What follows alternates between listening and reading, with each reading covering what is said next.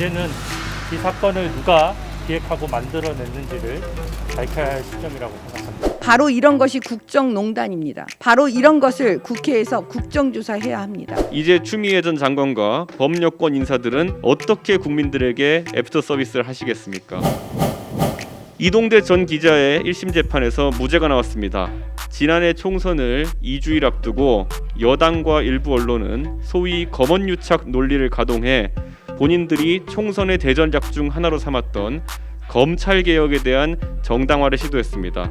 검언유착이라고 여권이 맹공격했던 이 사건은 결국 현 정권 인사들과 친정권 방송, 사기꾼 등이 합작해 정권 비리 의혹 수사를 강행한 윤석열 전 검찰총장과 한동훈 검사장을 찍어내기 위해 만들어낸 권언유착이라는 제목의 잘 짜여진 시나리오였습니다. 애초에 제보 자체가 사기, 배임, 횡령 등의 전력이 있는 인사에 의한 것임에도 이렇게까지 판을 키웠던 여권의 정치인들은 반성해야 합니다.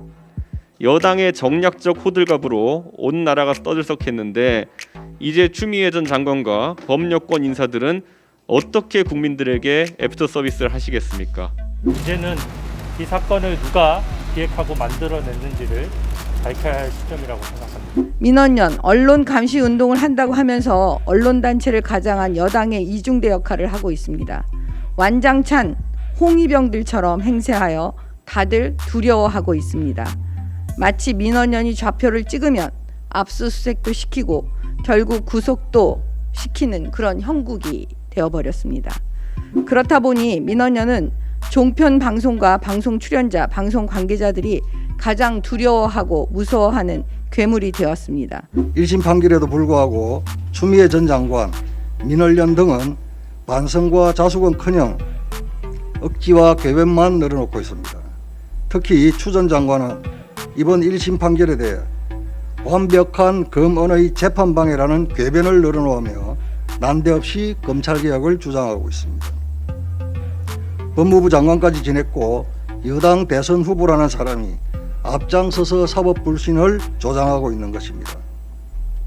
이제 1심 재판이 끝났을 뿐이지만 이번 사건과 관련된 인사들은 반드시 책임을 져야 할 것입니다. 이번 채널A 기자 사건에서 민원연이 고발자라서 문재인 정권과 어떤 협력을 했는지, MBC와는 어떤 공모를 했는지 밝혀야 합니다. 바로 이런 것이 국정농단입니다. 바로 이런 것을 국회에서 국정조사해야 합니다.